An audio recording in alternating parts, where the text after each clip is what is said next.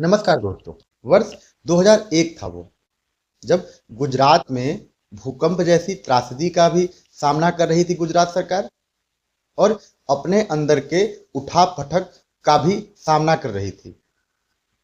ये वो दौर था जब गुजरात की सत्ता में एक नए चेहरे का उदय होने जा रहा था, जब सत्ता परिवर्तित होने जा रही थी, जब राजनीति की जमीन पर एक ऐसे व्यक्ति का उदय हुआ जिसका नाम नरेंद्र मोदी है।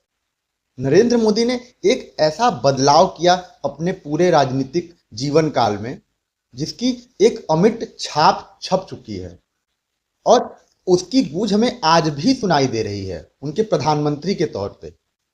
सोचिए, एक ऐसा समय जब गुजरात की भाजपा सरकार के अंदर अंदरूनी उथल पुथल अपने चरम पर था, और केशुभाई पटेल की सरकार पर बहुत ही ज़्यादा आरोप लग रहे थे और जनता का असंतोष बढ़ने लग गया था। क्या किसी को ये विचार आया था कि इस राज्य का जो नेतृत्व वह एक ऐसे व्यक्ति के हाथों में चला जाएगा जिसके पास विधानसभा की सफलता की बात तो दूर, विधायक पद के चुनाव के लिए भी तजुर्बा नहीं था, बल्कि विधायक बनने का भी अनुभव उसके पास नहीं हुआ करता था। लेकिन नरेंद्र मोदी ने ऐसा कार्य किया जो किसी ने सोचा तक नहीं था। दूर दूर तक लोगों को यह आभास ही नहीं था। वह एक ऐसे व्यक्ति थे जिनका नाम राजनीतिक गलियारों में चर्चा का विषय तो था, लेकिन मुख्यमंत्री पद की दौड़ में कभी भी उनकी ताजपोशी के लिए उनका नाम सुझाया नहीं गया था। और यह बहुत ही अप्रत्याशित घटना थी। कच्छ भूकंप जैसी आपदा के बाद जब सरकार ने राहत कार्यों में देरी की और जनता के बीच असंतोष बढ़ने लग गया था, तब भाजपा नेतृत्व को कहीं न कहीं ये आभास हो गया था, यह एहसास हो गया था कि अब गुजरात भाजपा को एक नए नेतृत्व की आवश्यकता है। और यही वो मोड़ था, यही वो दौर था जब नरेंद्र मोदी को मुख्यमंत्री बनाने का निर्णय लिया गया था। लेकिन क्या मोदी के मुख्यमंत्री बनने की यात्रा इतनी आसान थी? क्या भाजपा के अंदर सभी नेताओं को यह फैसला मंजूर था? क्या एक ऐसे व्यक्ति को मुख्यमंत्री बना देना उचित था जिसके पास कभी विधायिका का भी तजुर्बा न रहा हो? यह एक साहसिक कदम था। आज हम आपको लेकर चलेंगे गुजरात के उस राजनीतिक घटनाक्रम की तरफ, उस राजनीतिक घटनाक्रम की यात्रा पे, जहां एक ऐसे नेता के दृष्टिकोण ने, उसके व्यक्तित्व ने और उसके नवीन नेतृत्व ने गुजरात को बदल के रख दिया और गुजरात को एक नया दिशा दे दिया।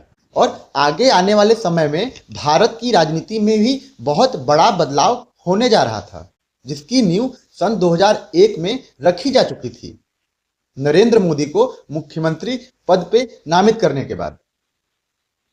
और ये एक ऐसा निर्णय था जिसने न केवल गुजरात की राजनीति बल्कि पूरे देश की राजनीति का चेहरा बदल दिया था। Constitutional voice and world insight के इस एपिसोड में कि नरेंद्र मोदी आखिर गुजरात के मुख्यमंत्री बने कैसे, इस एपिसोड में हम आपका स्वागत कर रहे हैं। हमने पिछले वीडियो में एक चर्चा की थी जिसपे हमने सारे महत्वपूर्ण बिंदुओं पे बात की और हर एक चीज को समझने की कोशिश की कि क्या वो प्रमुख बिंदु थे जिनकी वजह से केशुभाई पटेल की सरकार गिरी और भाजपा में एक नए नेतृत्व का उदय हुआ था। अब हम समझने का प्रयास करते हैं विस्तार से कि आखिरकार केशुभाई पटेल की सरकार गिरी क्यों और उनके सरकार के लिए जनता के बीच इतना असंतोष और विश्वास उत्पन्न कैसे हुआ। 1998 का वो दौर था, 1998, जब 117 सीटें जीतकर एक ऐतिहासिक जीत दर्ज की। ये एक ऐसी अप्रत्याशित जीत थी जिसने गुजरात भाजपा को एकदम बदल के रख दिया था। दोस्तों, वो 1998 का दौर था, 1998 का, जब गुजरात में भाजपा सरकार ने 117 सीटें जीतकर एक अभूतपूर्व जीत दर्ज की थी। ये कुछ मायनों में एक शानदार जीत थी। यही वो जीत थी जिस जीत ने गुजरात में भाजपा को अपनी सत्ता स्थापित करने का पहली बार मौका दिया था, बृहद तौर पे, बड़े स्तर पर। और केशुभाई पटेल को मुख्यमंत्री बना दिया गया। लेकिन कुछ ही समय बीता था, केशुभाई पटेल की सरकार कुछ ही समय गुजरात की जनता पे राज कर रही थी। तभी कुछ ऐसा घटा कि सरकार को मुश्किलों का सामना करना पड़ गया। आइए जानते हैं, हम समझते हैं उन कारणों को कि वो क्या कारण थे जिसकी वजह से जनता में अविश्वास, असंतोष और पार्टी के भीतर ही गुटबाजी प्रारंभ हो चुकी थी। और ये सब कुछ भाजपा के लिए एक संकट कैसे बन गया और उसको एक नए नेतृत्व की जरूरत पड़ क्यों गई। जो इसमें सबसे पहली चर्चा आती है, शामिल होती है, वो है कि भाजपा के अंदर ही केशुभाई पटेल की लोकप्रियता कम होने लग गई थी और सत्ता में आने के पश्चात ही उनका संघर्ष प्रारंभ हो चुका था। ये एक बहुत बड़ा मौका था केशुभाई पटेल के लिए, अपने आप को साबित करने के लिए, गुजरात में अपने आप को स्थापित करने के लिए, क्योंकि वो पूरे गुजरात का एक तरीके से चेहरा बन चुके थे। पूरे गुजरात भाजपा का प्रतिनिधित्व उनके हाथों में था।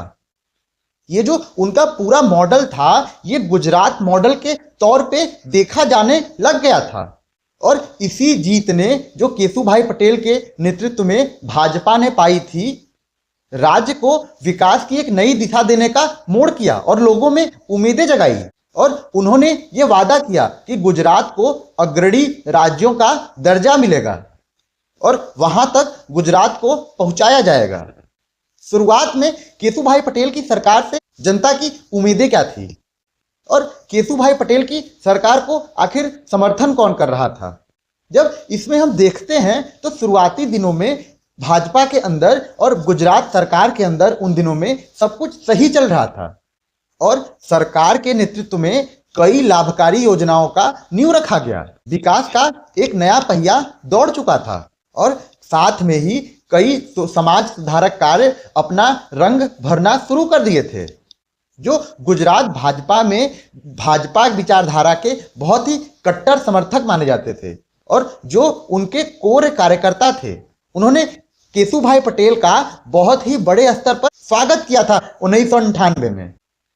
लेकिन राज्य में भ्रष्टाचार जो चल रहा था उस पर लगाम लगाने और जो विकास की राह की एक नई दिशा छेड़ दी थी केशुभाई पटेल ने, वो जो सपना दिखाया था वो कहीं ना कहीं पूरा नहीं हो रहा था और यहीं से कुछ चुनौतियां सर उठाना शुरू हो गई।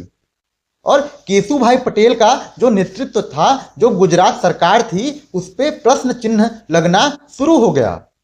फिर जब हम इसमें दूसरा कारण देखते हैं तो जो प्रशासनिक चुनौतियां थी और जो जनता का अविश्वास था, जो जनता का असंतोष था, ये भी उसमें एक प्रमुख भूमिका अदा कर रहा था। इसमें जो सबसे पहला कारण आता है भुज भूकंप। ये जो पूरी आपदा थी, इसका प्रभाव गुजरात की जनता पे और मुख्य रूप से कच्छ के लोगों पे बहुत बड़ा पड़ा था। ये जो 26 नवंबर 2001 को भूकंप आया था, कुछ मामलों में दुनिया के महानतम और खतरनाक भूकंपों में से एक माना जाता है, जिसने पूरे गुजरात को हिला के रख दिया था। करीब करीब 20 से 22 हजार लोगों की मृत्यु हो चुकी थी, लोग अपनी जान गंवा चुके थे और कई लाख लोग विस्थापित हो चुके थे, अपना घर बार सब त्याग चुके थे। उनके खाने की पर्याप्त उपलब्धता उनके पास अब नहीं बची थी। वो अब दर दर भटकने के लिए मजबूर हो गए थे। और जैसे ही ये भूकंप आया, उसके बाद जो प्रशासनिक ताना बाना था, ये उसको नियंत्रित करने में कहीं ना कहीं असफल रही थी और ये पूरी तैयारी बहुत ही कमजोर मानी जाती है।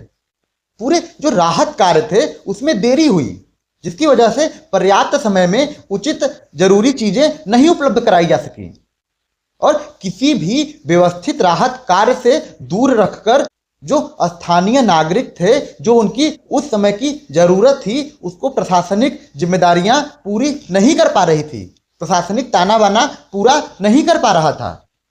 और यही वो दौर था जब सरकार की नाकामी दिखनी शुरू हो गई थी जनता के बीच। और यही वो दौर था जब असंतोष बढ़ना शुरू हुआ था और प्रारंभ लेना शुरू हुआ था, जब जन्म ले रहा था असंतोष।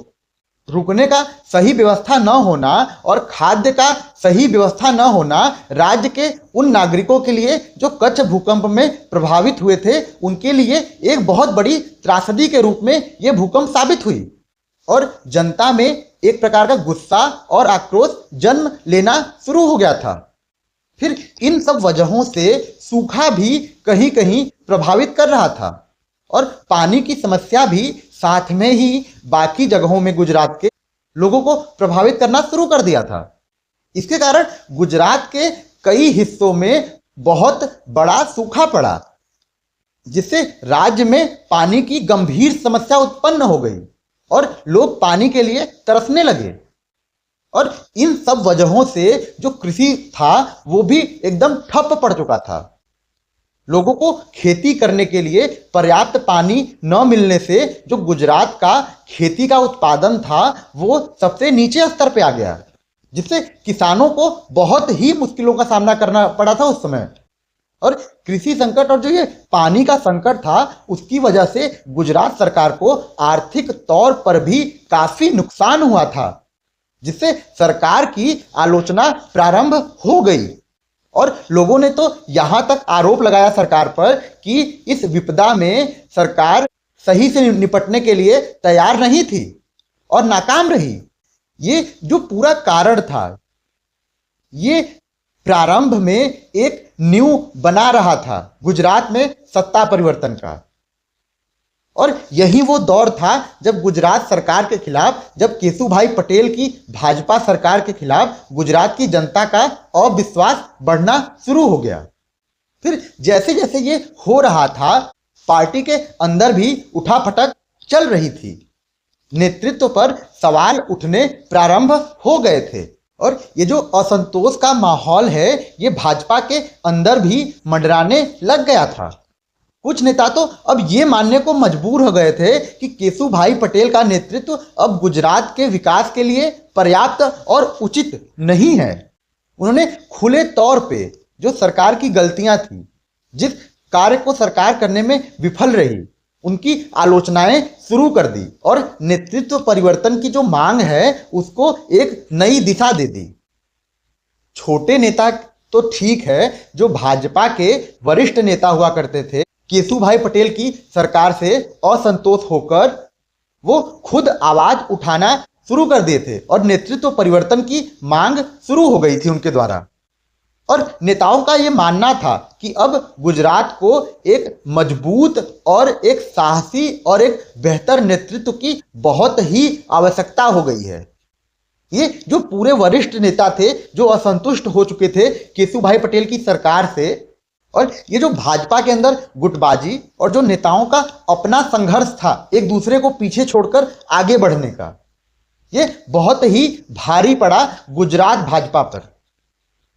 और इसके तुरंत बाद इन सब चीजों को देखकर और तात्कालिक प्रधानमंत्री अटल बिहारी वाजपेयी ने स्वयं संज्ञान लिया और इस निर्णय पर पहुंचे कि अब गुजरात में नेतृत्व परिवर्तन कर दिया जाए और नरेंद्र मोदी के हाथों में सत्ता सौंप दी जाए। ये जो भाजपा के अंदर गुटबाजी थी, ये जो आपसी संघर्ष था, एक दूसरे को पीछे छोड़ के आगे निकल जाने का, ये गुजरात भाजपा के लिए एक बहुत बड़ी चुनौती बन गई। और इन सब चुनौतियों से जो वरिष्ठ नेता थे वो तो चिंतित हो ही गए थे, साथ में तात्कालिक प्रधानमंत्री अटल बिहारी वाजपेयी को भी काफी धक्का लगा था और इस बात से वो काफी चिंतित हो गए थे। अब ये सवाल उठने शुरू हो गए थे कि क्या भाजपा में अब परिवर्तन की आवश्यकता पड़ गई है, क्या भाजपा को नेतृत्व परिवर्तन चाहिए। और यही वो दौर था जब प्रश्न उठना शुरू हुआ कि केशुभाई पटेल क्या अब विफल रहे हैं सरकार चलाने में और इनको मुख्यमंत्री पद से हटाना होगा। ये जो पूरी राजनीतिक लड़ाई थी ये अब भाजपा के अंदर जन्म ले चुकी थी और पार्टी के दिशा को फिर से तलाशने की जरूरत थी। यही से केशुभाई पटेल का जो सरकार है, जो नेतृत्व है, वो ढहना शुरू हो गया। और इससे भाजपा को क्या सबक मिला, भाजपा इससे क्या सीखी, ये मानने में हम लोगों को तनिक भी समस्या नहीं है कि केशुभाई पटेल ने कुछ अच्छे कार्य किए थे, लेकिन प्रशासनिक जो विफलता है और जो ये आपदा के समय जो उनका अप्रबंधन था, ये एक बड़ी चुनौती के रूप में उनके लिए उभरा। भूकंप, सूखा, ये जैसी प्राकृतिक आपदाएं जो थी, इससे सरकार के कार्य करने की क्षमता पर भी प्रश्न उठने शुरू हो गए। और फिर पार्टी के अंदर की जो गुटबाजी थी और जो स्वयं संघर्ष था, जो आत्मसंघर्ष था, वो भी एक कारण था इसका।